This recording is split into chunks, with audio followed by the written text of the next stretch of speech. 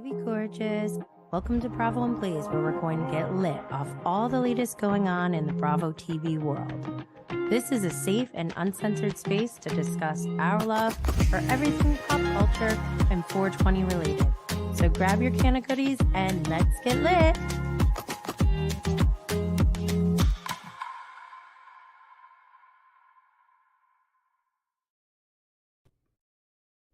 Yes. All right. We are live on YouTube. If you're on Instagram, on my IG live, please come join us on YouTube because I have visuals. You can actually see, we can like all relate and get on the same page with what we're talking about. I put time into this, okay? So please join me over on YouTube. I'm your girl, Jenny Blaze. We are live every Friday at 12 p.m. Eastern on YouTube, Twitter, and Facebook with replays and the audio podcast available on Apple, Spotify, Anchor, Google Podcasts, Stitcher, and iHeartRadio. We are here to bring you all the latest in Bravo, pop culture, and weed news. However, let me just give a disclaimer that this is for entertainment and educational purposes only. I didn't even really get a chance to like fix my hair properly or like even like stretch or anything. I just I was in it. I was in deep trying to get all my shout outs, all my updates in, because as you know, the Bravo world does not sleep or rest. And yes, Luann, I'm wearing all black again. I have a basic black mock turtleneck on because I am in my Kyle telling Stassi she looks like Steve Jobs in the hot tub era. And I'm okay with that. All right, for today's episode, we will be going through all the newest shows that have aired on Bravo for the week. We have Real Housewives of Potomac, Family Karma, Below Deck Adventure, the finale. I'm sad. Real Housewives of Salt Lake City, the reunion part 2. Thank God it's over. Real Housewives of Miami. It was a steamy episode, but also we got the reunion looks. Ooh, ooh. Also, I did watch $1 Million Listing LA this week, so I'll talk about that briefly as well. But we also have pop culture news. I don't know if there's that much pop culture news today. It's mostly like Bravo news today. But also we have a little bit of 420 news. So as you can see on the thumbnail, we got Julia, Gertie, Larsa. The Miami ladies are bringing it. Oh my gosh, can't wait to talk about them. I'm saving them for last though because it's just too much, too good, and just stick around. So let me move on though because I want to mention, before we move on, as always, don't forget to subscribe and turn on notifications. Like I said, we are live every Friday at 12 p.m. Eastern on YouTube, Facebook, and Twitter. Don't worry if you missed the live show. You can always watch a replay or listen to the audio podcast on Apple, Spotify, Anchor, Google Podcasts, Stitcher, and iHeartRadio. Subscribing, reviewing, sharing, liking, and or leaving a 5-star rating is incredibly appreciated and helps this show to continue to grow. Also, don't forget our social media handle is at Bravo and Blaze on Twitter, Instagram, TikTok, Facebook. I'm mostly on Twitter and Instagram, so you can always hit me up there. But also, as you know, BravoandBlaze.com has all sorts of fun Bravo-inspired merch and products from all your favorite shows, like this beautiful Grandfather MFer mug, which actually should be a hot new item now that we know we've gotten some news on some of their casting. Can't wait. I don't know. I'm conflicted actually because Salt Lake City is kind of crazy.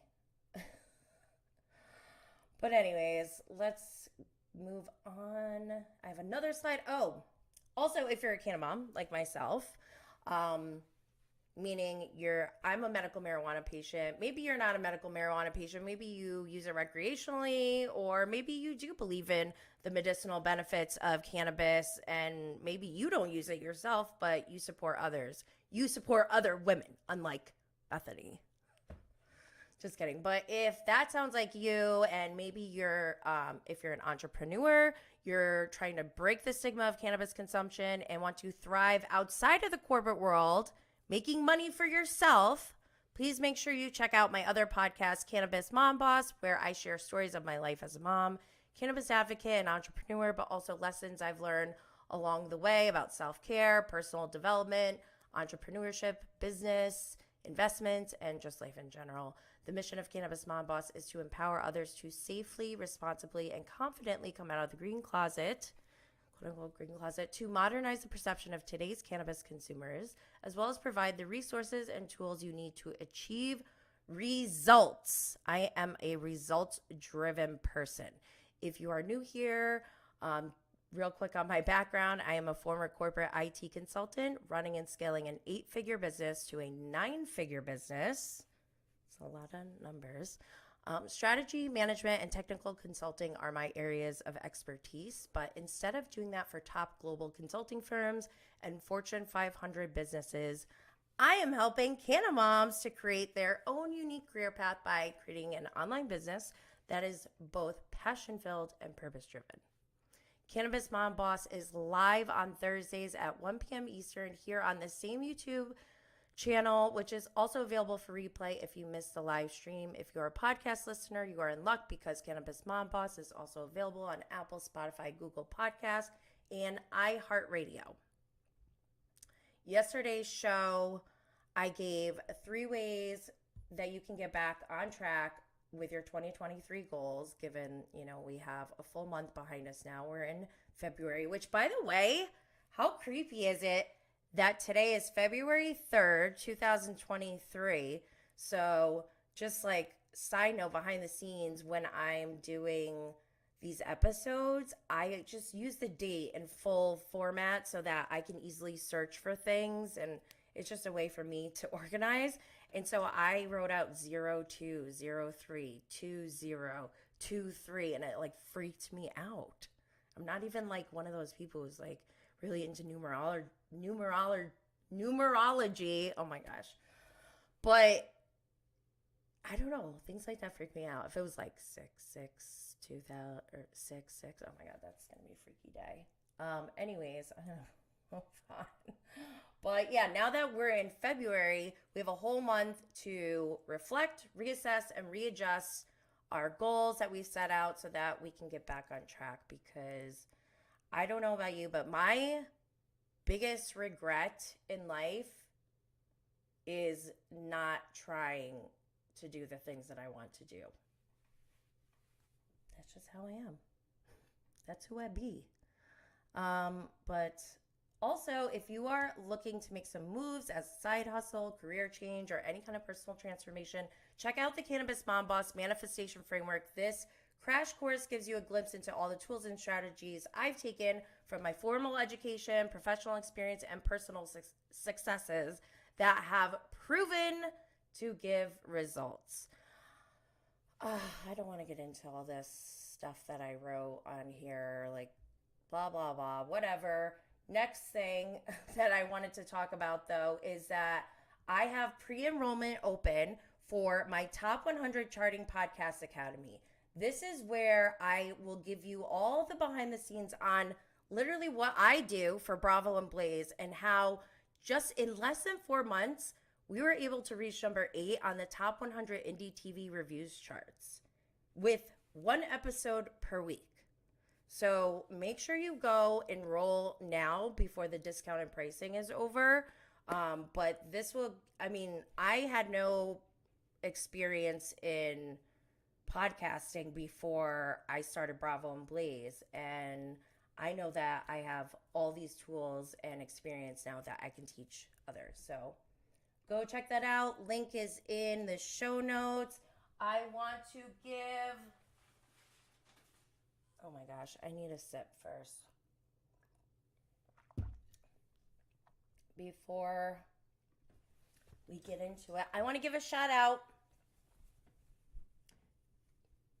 If you could see, if you're watching, I have a Cannatown t-shirt that they sent me. So excited. I haven't got a chance to like try it on or anything, but that's what I plan on doing this weekend so I could take pictures. Maybe I'll take a picture with Luann over here. I don't know. We'll see. It'll be fun. But thank you so much, Cannatown. I love them. I went on their show. Oh my gosh, when was it? I can't remember now. But they're very cool. They're entrepreneurs. They are exploring this cannabis industry just like I am, where we're seeing tons and tons of open opportunities. Like, this is a brand new landscape. You can literally create your own business doing whatever you used to do if you aren't in the cannabis industry. If you take what you've done in the past, like I'm a consultant, I know how to build businesses. So now I'm helping others do that in the cannabis industry. Like, I know people who have made a business out of cleaning other people's bongs because they enjoy doing that. Or one woman who gets paid to pick people up literally with her car, pick them up and bring them to the dispensary for the first time because they've never been and they just want somebody to help them. It's like amazing. It's like they call it the green rush and they compare it to the gold rush, but whatever.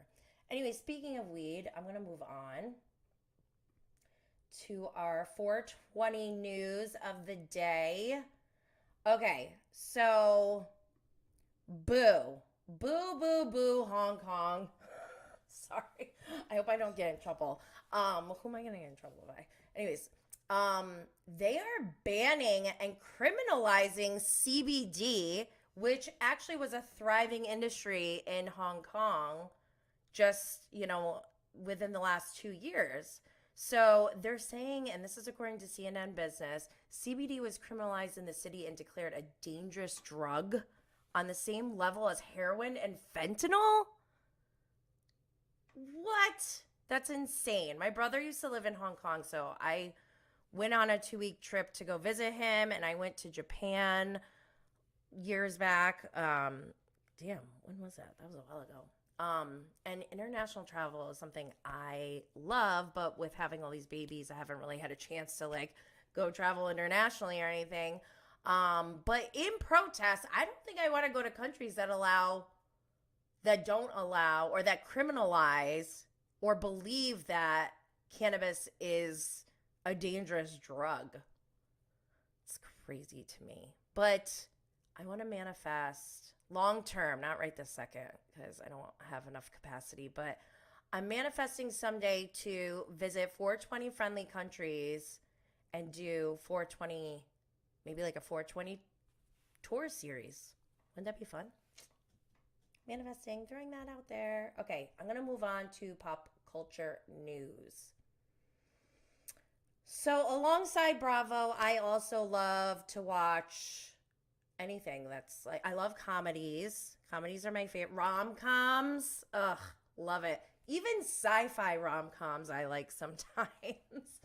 But You People, starring Jonah Hill, Eddie Murphy, Lauren London, who was on Watch What Happens Live this week, Julia Louis-Dreyfus, Nia Long, David Duchovny. He plays Jonah Hill's father.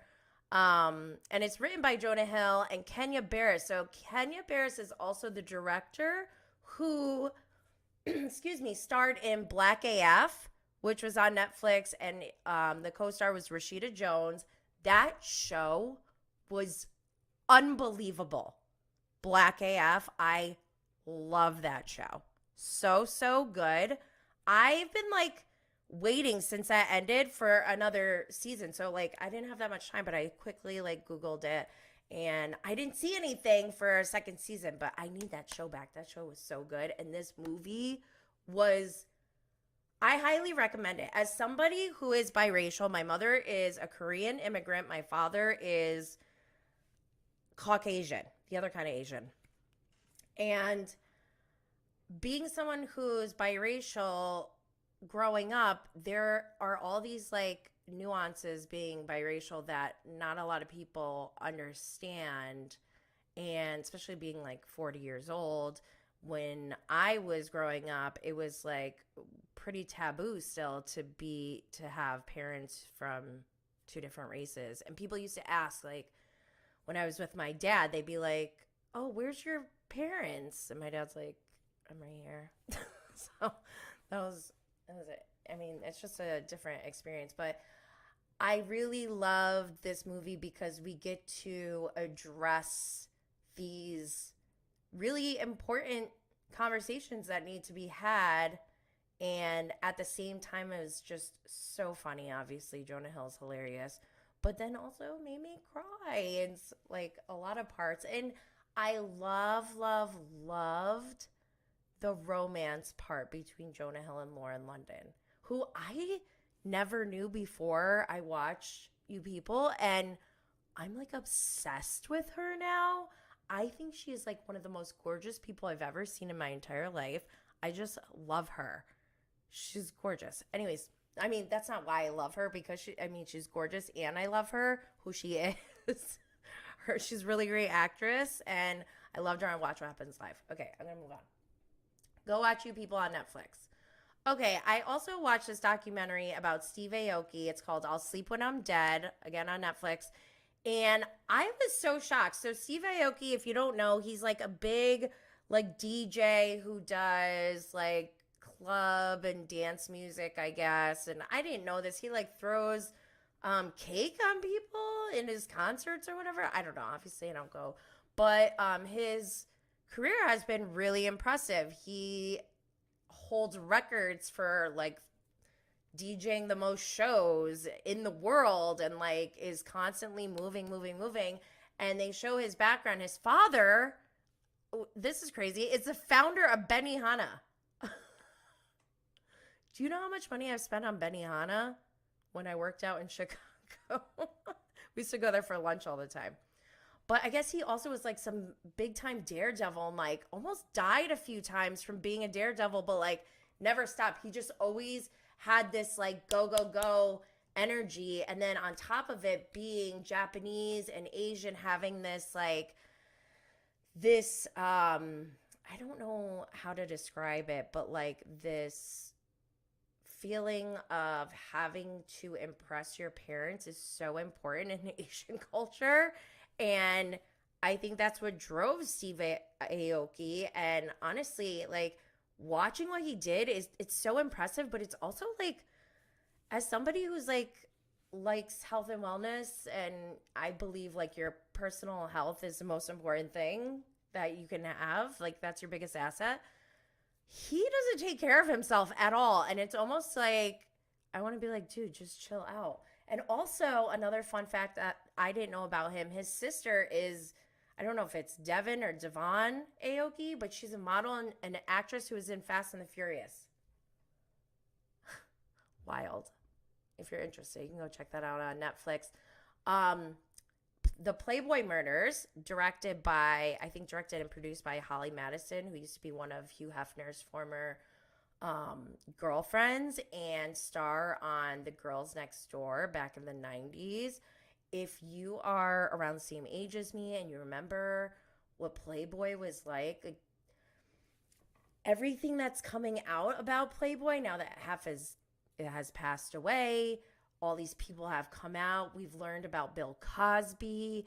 There's all this we've had the Me Too movement. There's these horrendous stories of that involve Playboy and that entire brand. And I'm fascinated by the business side of Playboy, because if you look at the history, like the way that Hugh Hefner built that business was all through like media manipulation and branding. And I don't know, just as a brand and a business and as a media outlet, I feel like he abused his power, and there's a lot of injustice that took place. And so I'm like, I watched The Secrets of Playboy. I think that was on Hulu. which was disturbing. I had nightmares after it, but I'm still like obsessed with it because I'm crazy. But anyways, go watch the Playboy Murders. There's a new episode every Monday night. They had 2 episodes already. I watched both of them. This last episode this week was so wild. It's about Stacey Arthur, who was a beauty pageant, married. Her husband supported everything she did with Playboy, and they really saw it as like a business, as a launching pad to bigger and better things. And watching that episode, I was just like, this feels there's like a lot of parallels with Bravo, and it's like kind of creepy in a way, but like, I don't know, just I like to learn from history to know like how to prevent certain things like murders. I don't know, maybe this is why I'm obsessed with true crime. Like, let's not get to that point, but it was just so crazy that she had, not only was she was like the first beauty pageant who posed in Playboy, and like it was a big deal, I guess, at the time, because she was Playmate of the Month in January 1991. Okay, this is a long time ago, and there were never any rules around like, are they allowed to pose nude? I think they've changed it since then. I don't really know, but part of the Playboy business that I thought was so interesting was that at one point, while back in the day, they, in 1991, they implemented a hotline where you could, like, people who were fans or whatever could call into this hotline. They paid $3 a minute, and the girls would get like $150 for 3 hours of work. And so that in it of itself, I'm like, whoa. Like, let's back it up. This is happening in 1991. To me, this feels the equivalent of like OnlyFans or Cameos. And I'm not knocking any of that. Those are legitimate businesses. I just find it interesting because the implementation of this hotline in the Playboy business caused this very tragic incident. And I will leave it at that. Go check it out on Investigation Discovery or the ID channel. I used to be an ID addict. All right, let's move into Bravo news. Bravo news. The Bravo world. I'm not even into the shows yet because we have so many things that happen outside of the new shows that air every day, Sunday through Thursday, not to mention on Peacock now. So first up, okay, I'm going to make this bigger for all who are watching. Oh no, I'm going to get rid of my face for a second so you can all see Christian Grey Snow's posts from the other day. Apparently, Peacock has renewed the reality show competition, The Traitors, for a second season. Woohoo! We did it, Joe! Additionally, Peacock announced a season 1 reunion season 1 reunion special hosted by Andy Cohen that will stream on February 28th. I am so excited because this show, I think, is going to be one of my new favorite. This is like my segue, I think, into like competition shows outside of Bravo. Like, I do like Top Chef, but I like to eat when I watch it, so I don't want to eat at like 9 o'clock at night. So I don't watch Top Chef unless Chef Rachel from Below Deck goes on. Then I would watch it. But how did we get here? I'm talking about The Traitors. So yeah, The Traitors is like such a good show. I had the chance to interview Reza, who was on The Traitors. Okay, if you aren't caught up to date, The Traitors had 4 Bravo Lebs: Reza Farhan from Shaw's, Kyle Cook from Summer House, Winter House, Brandi Glanville from Real Housewives of Beverly Hills and Real Housewives Ultimate Girls Trip number 2 and 4, which I have updates on next. But then also we had Kate Chastain from Below Deck, who is amazing in this show. My kid even was like, oh, like she talks about it still. She's like, is Kate gonna be there? Like when Kate was on, was it this week? She was on Watch What Happens Live, and my kid was just like, oh my gosh, Kate. And then I told her there was going to be a reunion, and she's all excited. So Kate is basically MVP, and let's see. I'm trying to read the rest of this post from Christian Gray Snow. Yeah, so I'm excited, one, that we're getting a season 2, and then 2, that we're getting a reunion. Why is Andy hosting it? Like, no hate, but why? I would love the host of the show, Alan Cumming, I think that's his name. He would have been perfect to host it, but whatever. I feel like it's not really fair for Andy to host it because there's 4 Bravo Lebs. And then the rest of the people, if you're new to this show, they're people from Survivor, from Bachelor, Bachelorette. And then Ryan Lochte is there randomly. It was so funny. And then the rest of the people are normies. And they pick 3 traitors. They like all close. It's like 7-Up, thumbs up. I forgot who said that online. But basically they all close their eyes. And the host, Alan Cumming, he like taps the shoulder of people who are going to be traitors. And they have to like get rid of the faithfuls, the non-traitors. But anyways, it's so good. I'm talking about this way too long, but go check that out. Also, one of my best podcast episodes of this season was my live recap of the Traitors with Kate as the thumbnail, where she says, I want her gone because she annoys me. That's just a little taste of what the Traitors is. But I'm going to move on because speaking of Brandi Glanville, let me blow this up. So I've mentioned this on prior shows. This is not your like ultimate source. I get all my information basically from like Twitter, Instagram. I get it from people that I trust though. And Bravo Breaking News is one that comes up all the time, and BravoByGays.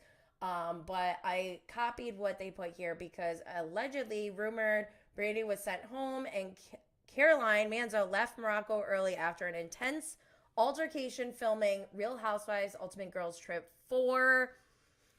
Then Brandi Glanville even like posted a picture of a camel and said bonsoir. So stupid right now. So I thought that was funny, but dude, okay, this is what I'm hearing. Caroline Manzo and Brandi Glanville get into a physical altercation. Brandi gets sent home by production, apparently, not by Caroline or any of the other women there, okay?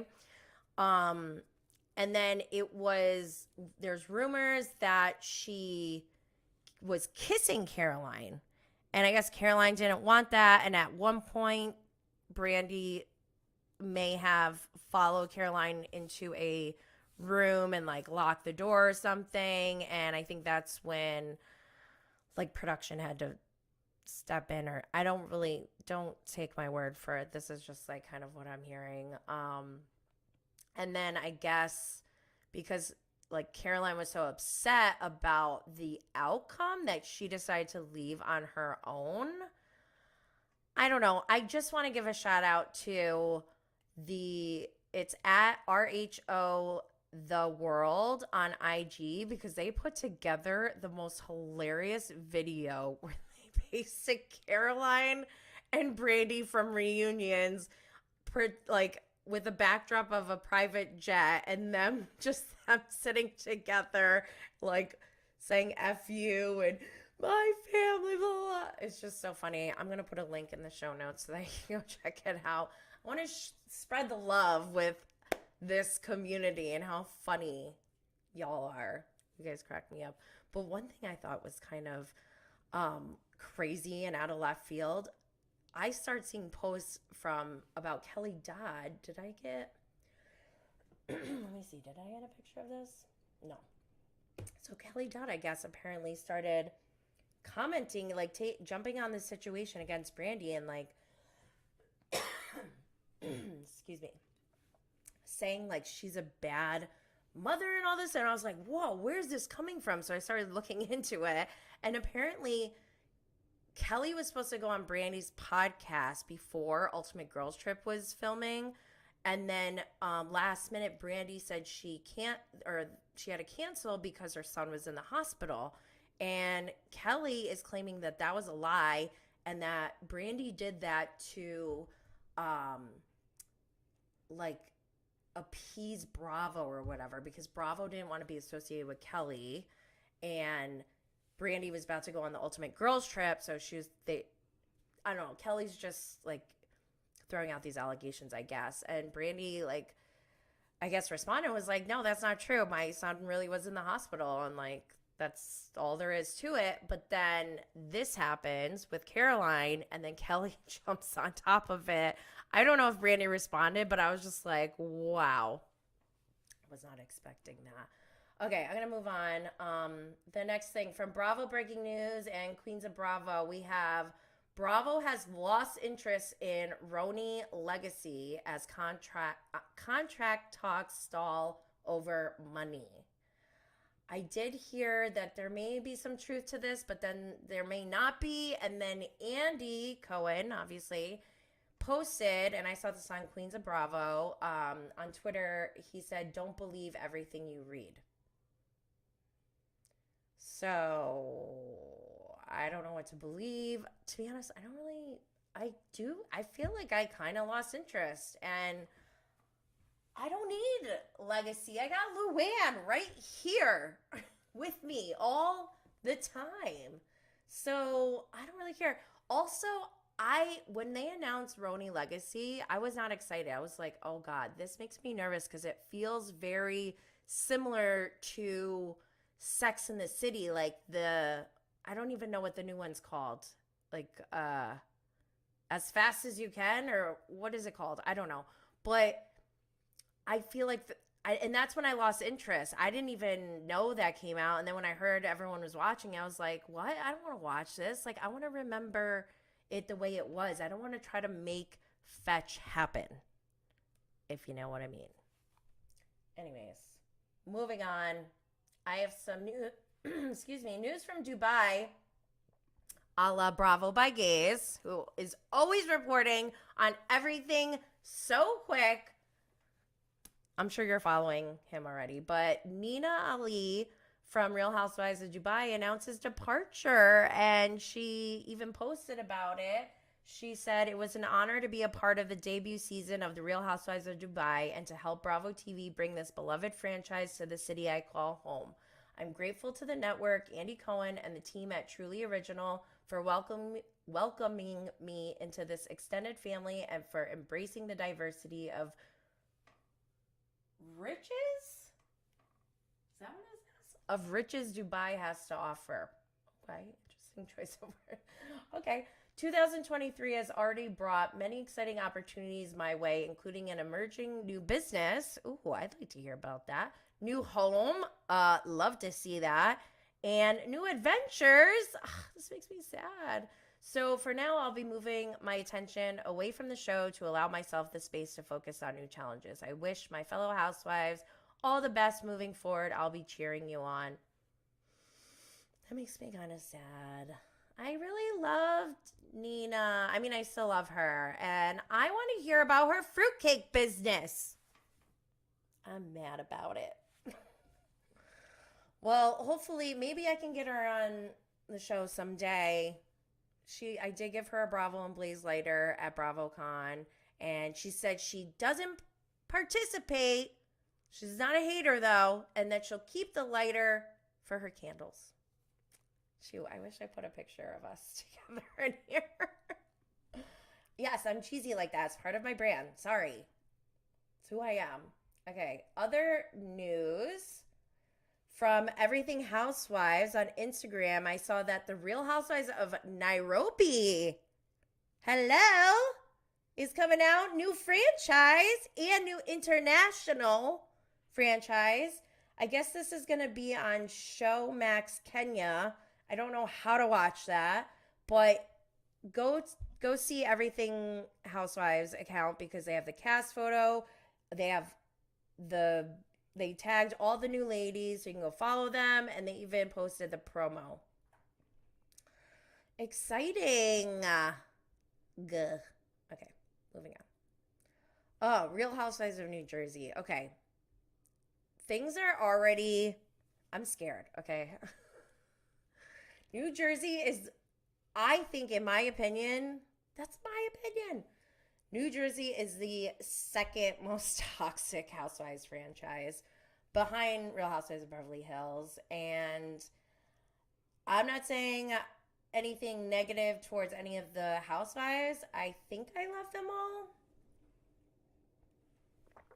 I don't know. I try not to when there's a toxic community around a show like this, it's hard to want to step in and be like, hey guys, this is what I think about it. Because they will tear you down. Like, people are so passionate and crazy. I've had people on Twitter attack me for posting a mug. One of my mugs in my shop says analogy, and it says the definition is something Teresa doesn't understand.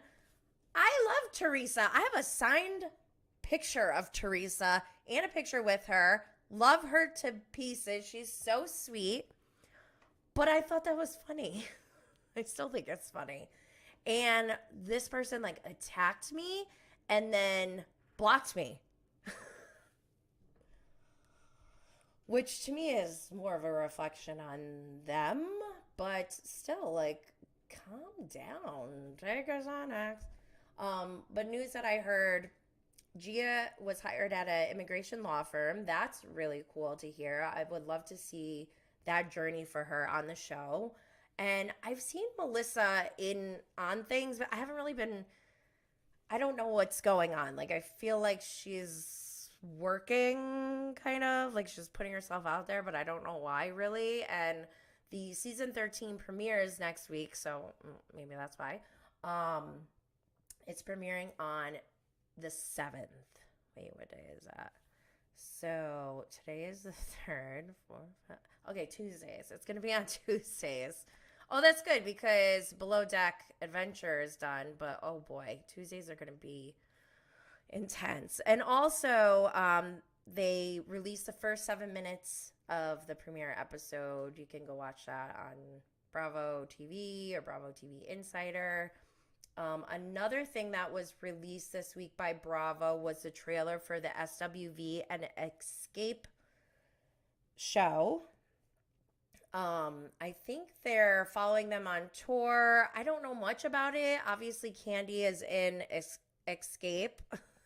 And I'm excited because, for one, it premieres on March 5th, which is right around my birthday. So I feel like I have to watch it and it's meant to be. And then also, I grew up on SWV and Xscape. Week, I don't know what it is. Okay, I'm not going to sing. That song is badass. And then also, kick off your shoes and relax your feet. Love that song. So yeah, I'm excited about that one. Next, we have also another premiere next week, which is Vanderpump Rules Season 10. They have a new sexy intro, giving Kardashians on Hulu vibes, that whole drone underneath the legs and, transitioning into the next scene, real sexy. The first 7 minutes of the premiere out, and it will be airing on Wednesdays. The premiere episode is February 8th. Also, oh my gosh, I woke up, and this is one of my favorite things, is when I wake up and I see a sale from my shop, and somebody just recently bought a Schwartz and Sandy's t-shirt where I made it before Schwartz and Sandy's came out. They were talking about the name of it, and they didn't have a logo yet. So I was like, I'm just going to whip one up. And I as a joke. And I thought it was really funny because on the back, I put Katie Schwartz was here as a joke, because obviously that was a big source of contention for them, which now I'm really sad about it, but whatever. Somebody bought that today. And I was just like, oh my God, I love that. So, oh my gosh, if I see somebody wearing that shirt, I will probably cry. Like, oh my gosh, love that. Anyways, I'm going to move on. You guys know probably, or if you don't know, you're about to know. About to find out. I hate Real Housewives of Beverly Hills. I hate it. I don't know. I don't like anything about it. It's the fandom is the most toxic of all. But I'm not, I support other women. So, you know, obviously I watch it. And I support Face Reality 16, who was here in person live for the Jen Shah sentencing.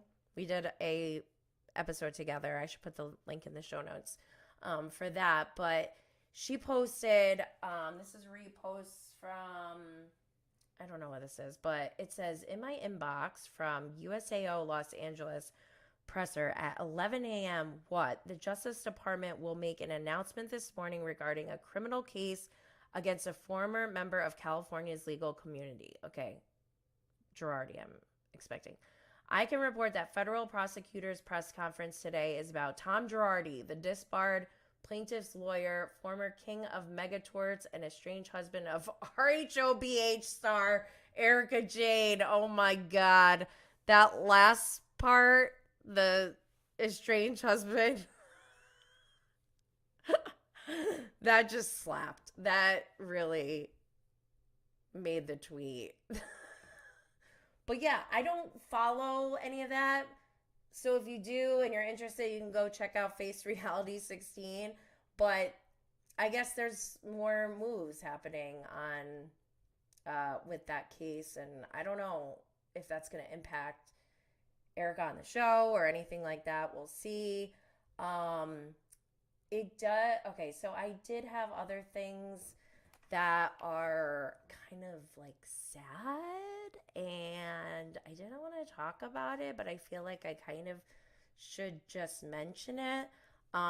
So this week, if you are an OG Housewives fan, you know from Real Housewives of Orange County, we used to have Tammy Knickerbocker, and we seen her like with her kids, and this past week was not the greatest news. Like, her daughter went missing, and when I saw that, I was like, oh my God, I'm like always watching true crime, so I'm like, we gotta get the word out like right away, you know. And I guess like she wound up contacting her, and I was like, oh my gosh, we like made it, we helped find her. And then but then I hear that she goes missing again, and so I'm just like, I just want to send prayers out to Tammy, her daughter, and their family. I hope whatever they're going through, that they can get through this. And in other sad news, from Southern Charm, we have Olivia Flowers. Her brother, age 32, passed away. My condolences go out to her family and to really the cast of Southern Charm and Southern Hospitality. They are very heavily intertwined, and I believe, you know, they all are friends with each other. So my thoughts go out to them as well. I'm going to move on because we haven't even started talking about the actual shows for this week. But it's okay. This is what we're here for, right? We're here for Bravo shows. That's what we're moving into next. All right. First up is Potomac. I love their pictures, by the way, if you're looking on YouTube. I left up their reunion picture from last week because it just looks so good. Like, when they're coordinated, everyone listen up. For any show, coordinating is so hot. It's fire. I love it. I love when they do that. When they have the color scheme going, they got the, like, I don't know, there was a couple of mistakes with the blue on the reunion, but overall, like, aesthetically, just looking real quick between these two pictures, I just love it. It's just so pleasing on the eyes. But I'm going to move into this week's episode. This week we had season 7, episode 16, The Naked Truth. Episode description is, after returning from vacation, the ladies discover that what happens in Mexico doesn't always stay in Mexico. Ashley spills the beans about Mia and Wendy's interesting exchange. Giselle and Mia throw Robin a wild bachelorette party, but a few names are left off the guest list. Charisse shares a story about Karen that leaves the ladies shocked. And then I think my description cut off, but okay. So much going on just in this episode. Apparently, like, there's some sexual tension going on between Mia and Wendy. And then, what did it say? Giselle and Mia throw... Oh, yeah. Then we have the bachelorette party, which I thought it was gross that... Like, not the strip club. I think it's gross to have people who are working without their underwear and have food being served in the same vicinity. Something about that I just didn't like. But the food did look good. I just couldn't get past that in my mind. So do your thing. It looked like they were having fun. Not everyone, but a lot of people are upset this week over Robin admitting on her podcast that Juan did cheat, like Karen Huger suggested, but she denied. That Juan was like screaming on the phone about, what was that? Like, he was acting, right? That's crazy. Anyways, I need to go watch that. So she tells everyone on the podcast to go join her Patreon to hear all the details of Juan cheating. And people are not happy about this. And I kind of agree. And I did see a blind item this week about there being a new clause, because I heard Andy was pissed at Robin for this. And she recorded Watch What Happens Live this past week, and I guess he like laid into her, and it might be even be on camera. So look out for that on Watch What Happens Live.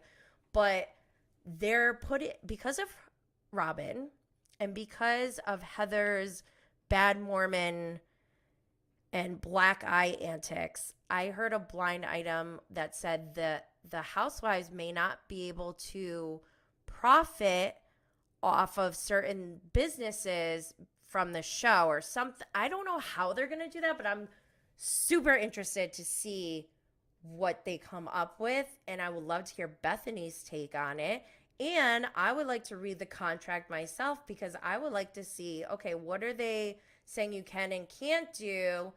You know, these contracts and saying you can't do stuff is like always over money. It's because most of the time, I guess it could be like, oh, we just don't want them doing certain things, which they have every right to do. But this is me going back to what I've been saying about Bravo taking the blueprint from WWE on how to build a brand. Imagine having live reunion style events in your arena, in your hometown, where the ladies come out and like, yeah, we know it's not like completely natural. Like, how can any of this be completely natural? We have cameras and all this, glitz and glam and stuff. Like, so just own it. Lean into it. Like, let's have Lisa Barlow come out and with a Diet Coke walking down to the ring and like go sit down and like, or like have the mic grab the mic before she goes on and like says her tagline, and like Mary Cosby comes out of the blue. Imagine they're in the middle of their conversation and then the lights shut down and they're like, dun, dun, dun, this music comes on. And then Mary Cosby walks out from like a whole cloud of smoke, and she's got a microphone and she's like, I told you I'd send Jesus after you if you came for me. Like, oh my God, I would love that. That would be so crazy. But whatever, that's another thing. I'm just so glad Juan Dixon is not here right now, because this is some BS. Also, not a lot of people have been talking about this, but Juan Dixon was named in a lawsuit recently involving one of his basketball players on his team who was catfished by Juan's assistant coach, posing as a female, who somehow manipulated this kid. I don't know how old he is. I guess he's technically over 18. He's an adult, but he's still like a student. I don't know. I don't know what the laws are, but he was manipulated into taking like naked pictures of himself or something. And like the catfisher said, if you don't, oh no, the assistant coach was like, came up with this story and said, oh my God, she's doing it to me too. And then pretend catfish himself and catfish this kid to somehow manipulate and say like, if you guys don't do these whatever acts together on camera, then I'm going to put out your naked pictures or whatever. And so they did it. And like, allegedly, don't come after me. But I guess the part where Juan Dixon comes into play is like, this happened. And the basketball player went to Juan and said like, told him what happened. And Juan didn't do anything about it and just like made him go to practice the next day with the coach that this happened with. Like, dog. I never say dog, but like dog with an AW. I don't know if that's loud. Sorry, don't cancel me. Okay, I'm gonna move on because we have so much more to talk about still. All right, Family Karma. Best show on Bravo. This week we had Family Karma Season 3, Episode 12, Holy Moly. The episode description is, it's a colorful Holi as the entire community buzzes over Anisha's engagement deadline. Rish surprises Monica with a romantic date that leaves her hopeful about their future. I feel like hopeful should be in quotes. Vishal and Richa attempt to legally tie the knot again. Guys, I just love this show. I have no notes because I just love it. I love seeing the dynamics. Brian was super messy this week, but that's like Brian's role now in this group, and I'm okay with that. We're watching Amrit and Nicholas, move forward with planning their wedding. It's very stressful. If I haven't said this before enough, I hate weddings. I think weddings are so outdated and just are unnecessary and a waste of money. But I mean, I'm still gonna watch their wedding. I just if I recommend something to someone for my kids, I hope they never have a wedding because I think it's really unnecessary. I'd rather give them like a chunk of money and like buy them, put a down payment on a house or something. Anyways, so in this episode, Rish takes Monica on this like cheesy gondola ride where the lady literally has like a southern accent and she's like giving them all this info about Italy, which I thought was just kind of funny, but it was painful to watch. And I'm just like done with Rish. I'm sorry, but why are we here with Rish? It's just, super cringy. And then Vishal and Richa, I love for them, and you got to go watch it. Vishal's terms of endearments are just so funny to me. He said on the way to go get married, he's like, you look like a blueberry muffin. And then, go back to his wedding speech where he was drunk, super drunk, like blackout. Called her Mrs. Benjamin Button-ass. That was pretty funny. I'm going to move on. Love Family Karma. And the next show is Below Deck. This picture is courtesy of starcasm.net. Okay, let's see. Below Deck Season 10, Episode 10, Caribbean Gigolo. Episode description. The crew gets a day off to explore St. Lucia on board a catamaran, which takes them on a deep-sea adventure to see the Pythons? I don't know what that is. Up close and personal. Things get steamy between Alyssa and Ross at the mud baths while Katie is left out. So, first off, Camille was fired, right? And Alyssa is still like, ever since Camille left, she's been even worse than she was before when she wanted nothing but Camille gone. And then as soon as Camille's gone, she's like, I can't take it. And like, everyone hates me. And like, then why are we here? Like, this is what you wanted.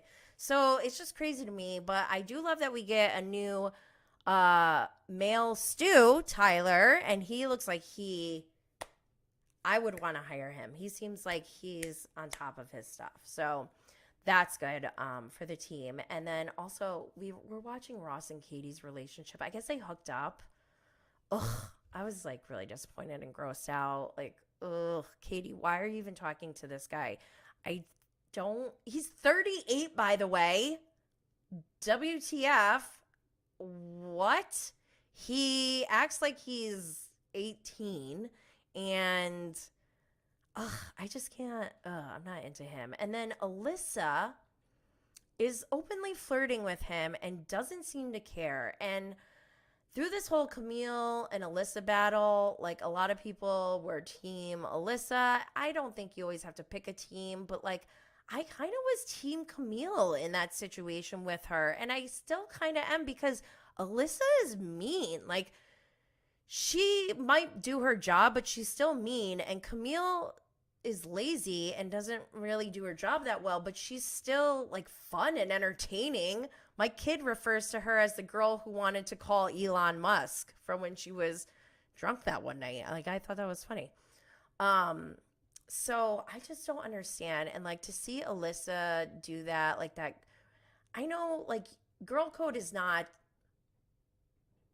a privilege, I guess, or like expected all the time, but come on. Anyways, thank God for Chef Rachel. I freaking love her so much. Love her. This week she was like, heal me, Jesus. Like she just has these one-liners that are amazing and I love it. But also going on outside of the show, there's been some beef between Captain Sandy and Captain Lee. And I was like dissecting it a little bit. Captain Lee kind of fired the shots first, I'll have to say. Like I love Captain Lee and he, you know, like I'll always love Captain Lee. However, he said like he did take a dig at Captain Sandy, and if I have to take a side in this situation as a female to have a man like take a shot at a female, I can see why she would feel the need to respond. However, I think she could have just not responded and looked better, but I don't know. I guess apparently he was like, oh, I didn't like how she just fired Camille and then told me after. And then, you know, Sandy kind of clapped back like, well, what do you like? We're about to have a mutiny. I don't know why she kept emphasizing having a mutiny. Like, okay, relax. Like no one's going to kill you because you didn't get rid of Camille. But at the same time, like, why does she need to get his permission when he's out sick? Like the whole purpose of her coming in was to handle these things. So that's why I'm like, I don't know. It's hard for me to be team Sandy because I just don't really like Sandy, but I don't know. I'm team no one, but I try to like have some respect on, you know, female leaders. So whatever. Anyways, I'm going to move on. I know Southern hospitality is over, but I'm just putting this up here one more time because I miss it already. And I have some friends who are down there this weekend hanging out and I couldn't go, and I wish I was there. I know they're going to have so much fun, but I just want to remind everyone that I did get the chance to interview TJ Dinch from the cast. Love him. So if you do get a chance, make sure you go check out that episode. The link is in the show notes. And I just want to make sure that I point out, along with Family Karma, Southern Hospitality was nominated for Outstanding Reality Program at the for the GLAAD Awards. So that's an honor. And if you're not caught up, go catch up because it's a great show. All right, moving on. Below Deck Adventure, Season 1, Episode 13, The Long Fjord-bye. This was the season finale of Below Deck Adventure. If you don't know, Captain Kerry is I think he's my new favorite captain. I love him. And this episode description is, after Kerry calls out her intimidating behavior, Jess makes a decision on whether to leave the Mercury before the end of the season. I'm just thinking of Captain Kerry, like, fine, leave. And he's like, she comes back. He's like, why are you still here? Oh my God. I love Captain Kerry. Faye faces her toughest test yet when she has to model the primary's dress at a photo shoot in Norway's famous marble caves while also managing service shorthanded. I know everyone loves Faye, and I'm not saying I don't like her, but why did she have to be a model if she was so concerned with service? She could have easily been like, okay, you two go, but also like stagger it so that I can get some help, but I will manage this because I know what needs to get done. I think she wanted to be a model, and so she compromised that, but then was so stressed about it. It's like, why just do it? Like, is it that important? But I didn't even finish this episode description. Seth confronts Casey over the photo she took of him sleeping in the mess, leading to new accusations. Oh my God, Seth is so cringy. Oh my God, this guy. I was rooting for him, Tyra Banks style. We were all rooting for you, Seth. But oh my God, it was... Nathan is my favorite. The way that he... the way he tricked Seth and Seth fell for it. Oh my God. It probably is not. I shouldn't laugh at that. HR would probably be like, no, that's bad. But he did it to himself. I don't know. Anyways. Oh my gosh. Now I'm getting off track. Okay. I wanted to show this picture of Captain Kerry wearing the Boat Daddy hat available at the BravoByGays.com shop. I just had to throw that out there because, like I said, Captain Kerry is my favorite captain right now. Just love him. Wait, I didn't even finish the episode description. Okay, later, 2 crew members get intimate after everyone goes to bed. The Mercury crew says their last goodbye. Yeah, for me, Nathan, Captain Kerry, they were my favorites. Camille is pretty funny, too.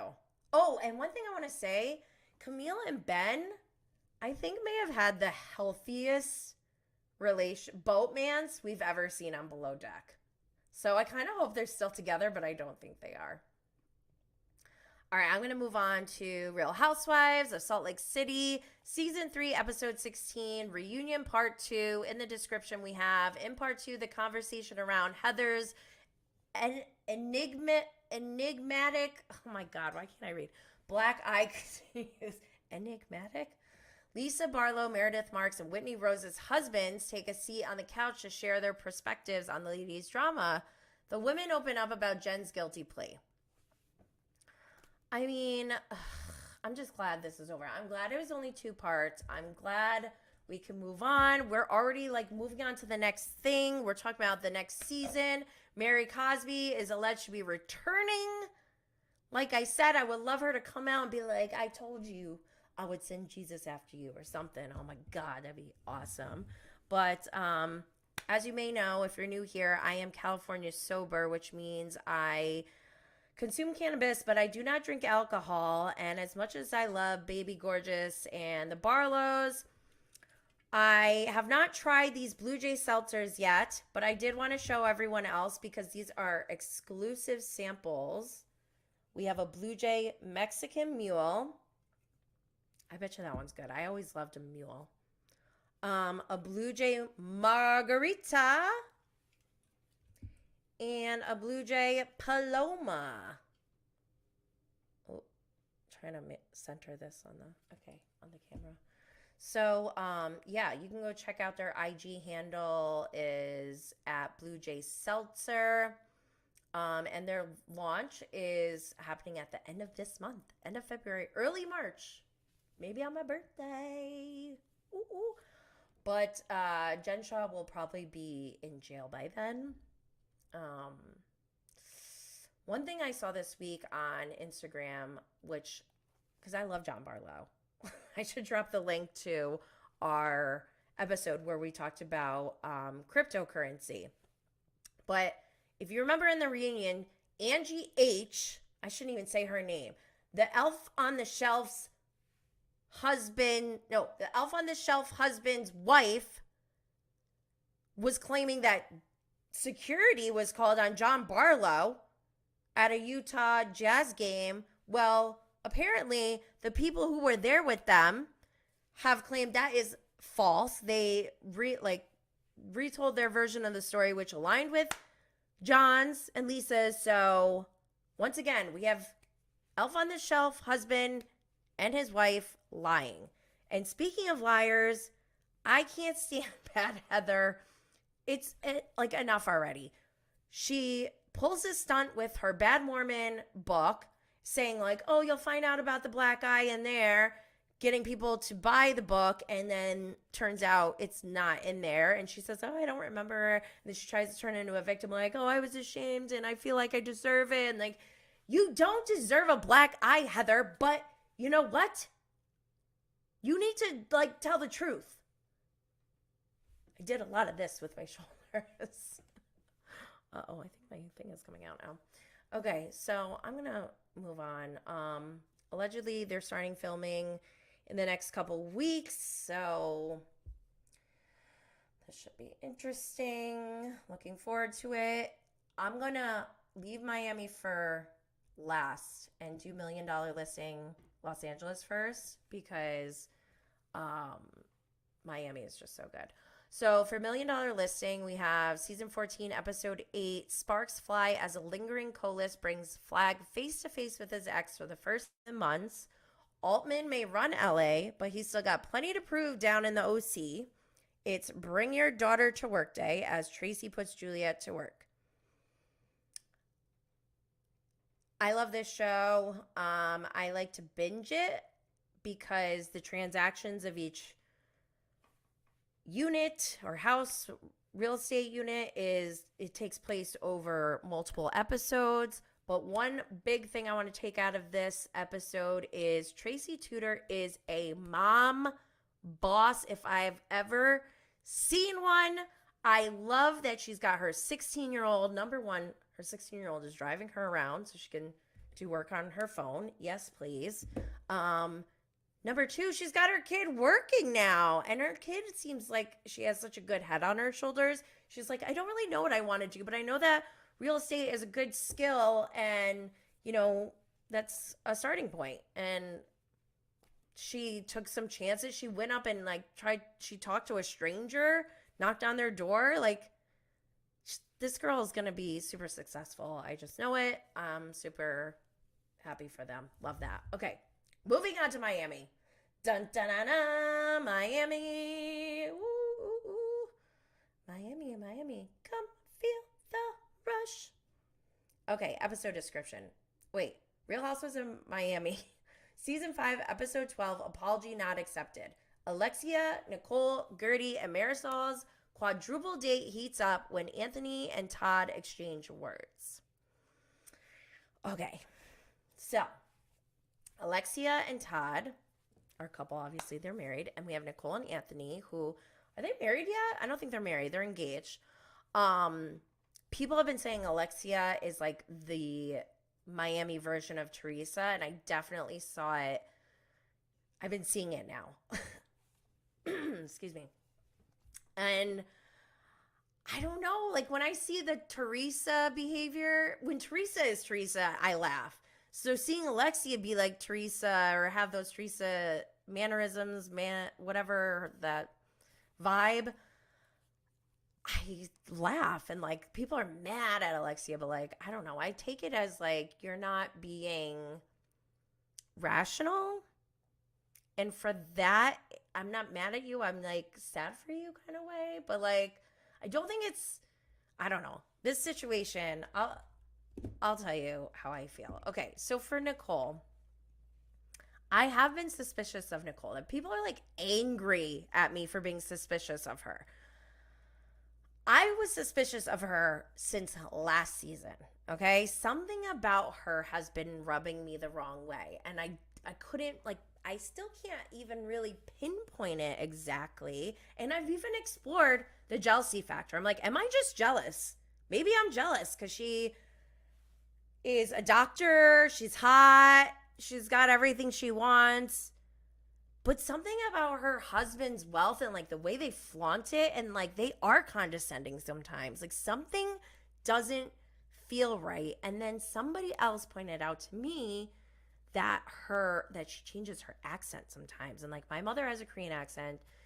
Korean is her first language, and I've never heard my mother's accent change before.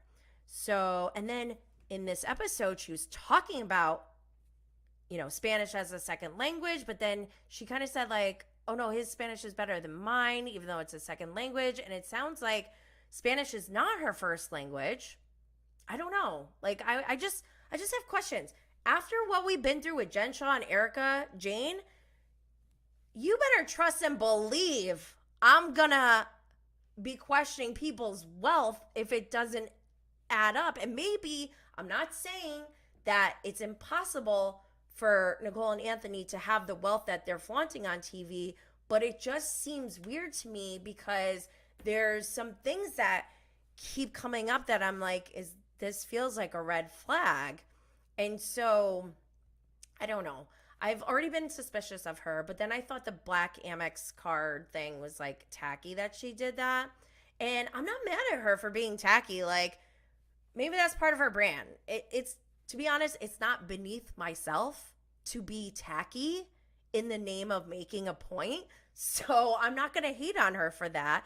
And she genuinely seemed to be caught off guard when Alexia confronted her in this group setting with her husband, and maybe even subdued given the group settings with the husbands, because I thought she was going to go off on Alexia when Alexia brought this up. Number one, I don't know why Alexia brought this up at that time.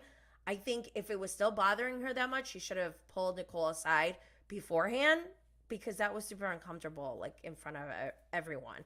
And then also, like, when you have your husband, like, there's like a sense of loyalty, like, I gotta have my spouse's back, right? So Alexia coming so hard, I kind of feel like Anthony did have to, like, you could tell he like kind of leaned in closer to Nicole, and you know, he was a little bit condescending.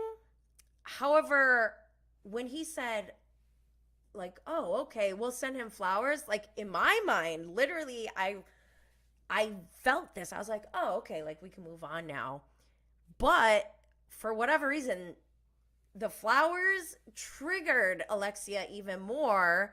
Or maybe it didn't trigger her. It definitely triggered Todd, I think.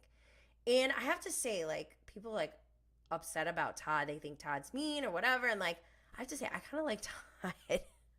Even though I found out this week that he is a marathon runner, I was like, oh, shoot. Not this again. I'm like, do I like Todd? I don't know. Anyways, so I kind of like Todd in the fact that, like, his delivery, yes, he comes off like, he can come off abrasive. And is he from New York? I think he's from New York, right? So I kind of get that, like, bold, straightforward kind of attitude. And I feel like his delivery, while some take it as being, like, too harsh or whatever, I think it comes from a place of confidence and passion. And that I can relate to, because when I feel passionate about something and I feel extremely confident about something, you best believe I'm going to throw down. And I feel like that's how Todd is. And in this situation at this lunch or whatever, I almost feel like Todd had no choice but to come with the energy that he did come with. And hear me out. I'm not saying what they did was right, okay? Alexia should not have brought this up in the first place. Nicole was very subdued, and that was shocking to me. Anthony, rightfully so, had his wife's back, but then said something kind of condescending or whatever that triggered Alexia. So Alexia goes harder. In that moment, once Alexia went harder after Anthony responded, that's when I feel like Todd was in a situation where he's, like, forced to step in, and not only step in, but he has to, like, match Alexia's energy or even take it a step further, because it's like, my wife now is getting even more upset after, you know, like, I just feel like Todd was kind of in a lose situation because of Alexia. And I'm not, whatever. Like, again, I think Alexia's just not thinking, like, I don't know. Anyways, girl, I felt so bad for Gertie and Marisol, and their husbands are just like, so good, so good. And, you know, like, here's my thing with Anthony and Nicole. Like I said, we have just been scammed openly by Housewives. And then here comes Anthony and Nicole. They come in right at the height of this Bravo fraud situation that we're all dealing with, right? And right off the bat, they're flaunting their wealth, and like, good, rightfully so. That's what we want to see, right? However, you best believe what we've been through. I'm checking tax returns at the door, and I'm not saying it's not feasible for them to live the lifestyle they have. However, a $40 million house, a plane, multiple collector's cars, at least one boat that we know of, maybe more, black Amex cards. Okay, Nicole does make almost $400,000 a year as an anesthesiologist, but that still doesn't equate to a $40 million house in this lifestyle. However, Anthony, he's a lawyer, and yes, maybe let's say he makes just as much. Let's say they bring in $1 million a year. This lifestyle is still pretty steep for $1 million a year. Okay. And then also people have sent me some things saying that like his net worth is only $3 million. So, which is fine. That's a great net worth. However, I just want to know, because now that like I've had these witchy feelings about them, then during this fight, we get Todd questioning the integrity of Anthony's business. So then, of course, people start sending me the Better Business Bureau complaints, which that doesn't mean that much. I'm not going to hold him to it, but it's just, that's another red flag. And there's just like the information on that is accessible doesn't seem to add up. And I just want to know, are they self-made? Did they build this wealth from scratch? How did they do it? Because if they did, then that's amazing.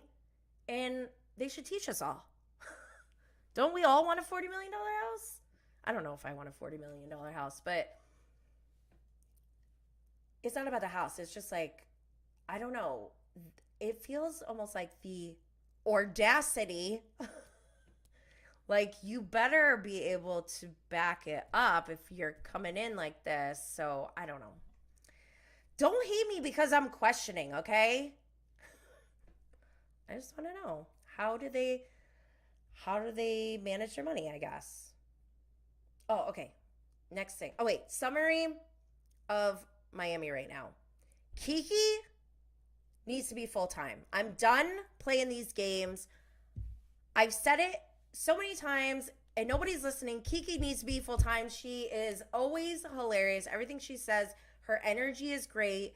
And I just want to say Miami is currently my favorite Housewives franchise. Currently. Love them. Okay, here we go. I need to blow these up.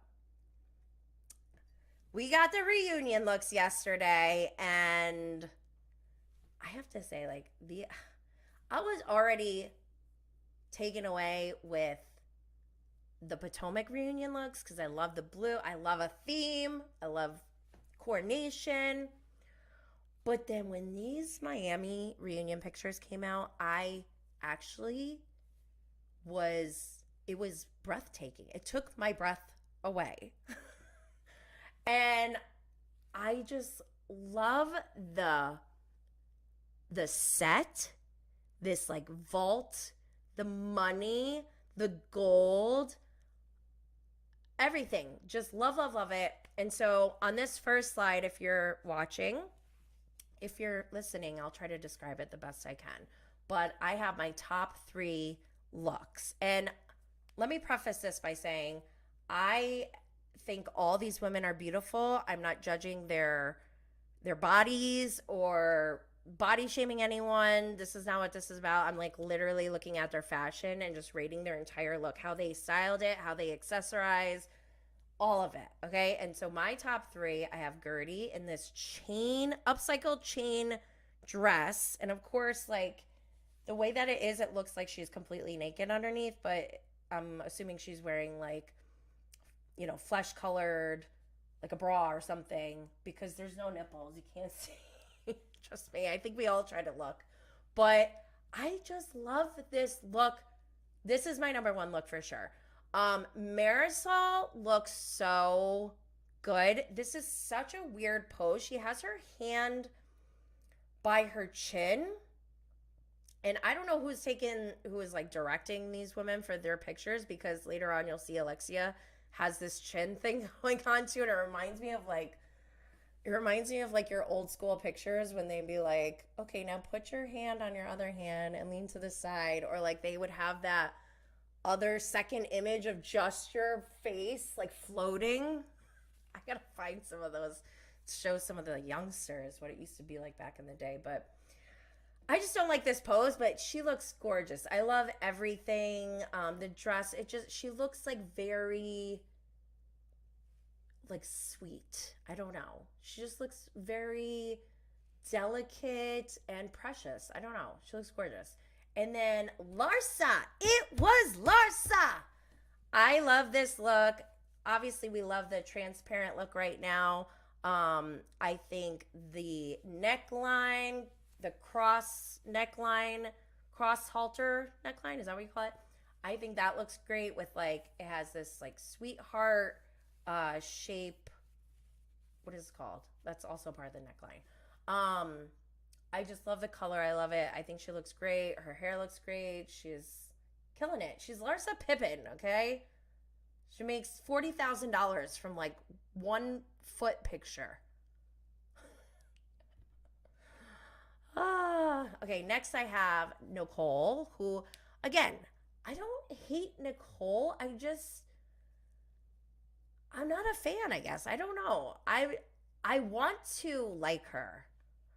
And I think she looks really amazing in this look. This is a Balmain dress, long sleeve, short dress. I kind of love that. But for reunions, I always do think it's kind of weird when somebody wears a short dress. However, with the long sleeves and all of the like bling on it, the design and everything, it looks great. And I typically don't like when hair is like slicked back like this. It looks like your hair is like kind of greasy or whatever, but she pulled it off. So I'm not mad at her.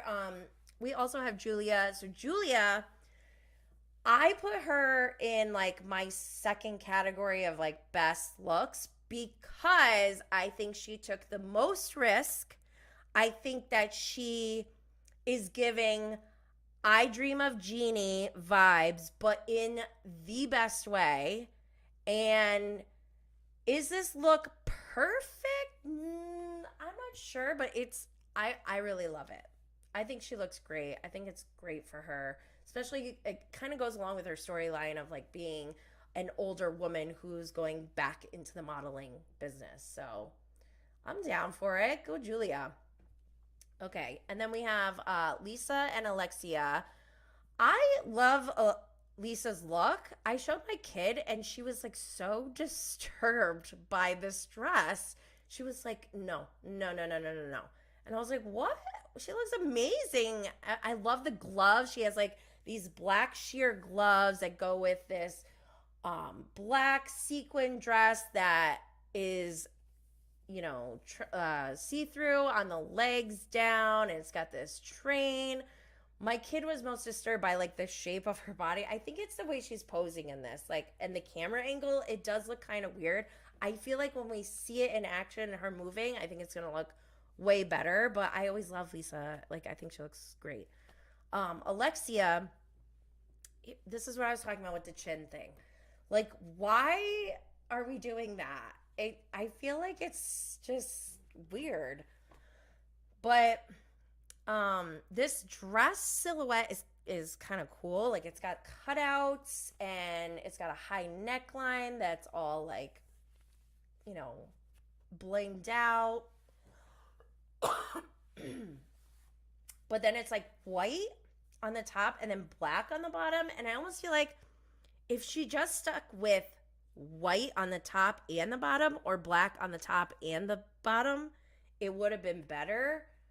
And this pose with the hand under the chin is just not helping anything at all. So still looks gorgeous, like I said.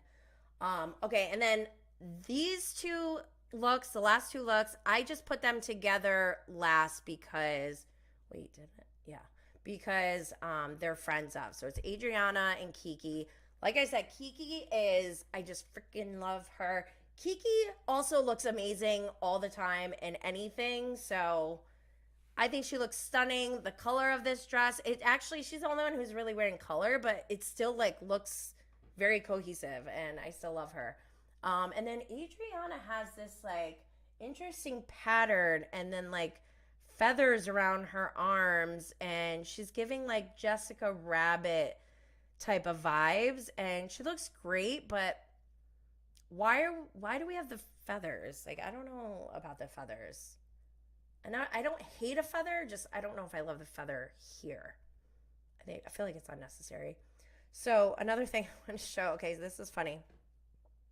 Hopefully you're watching, but it's a picture of all the ladies together, and I just have to point out, like, I knew Julia was tall, but Julia next to Dr. Nicole Martin is like, she is so tall next to her, and it almost looks like they're not even like the same, like in the same room. It's just like so funny to me, and it reminded me, like, if you look at the picture, she's basically at breastfeeding height, and it reminded me of like me and this picture of Mia Thornton and Bravo Khan. I was like, oh my god, I feel so short, like I'm literally at breastfeeding height. So just want to throw that in there as one last thing before we go.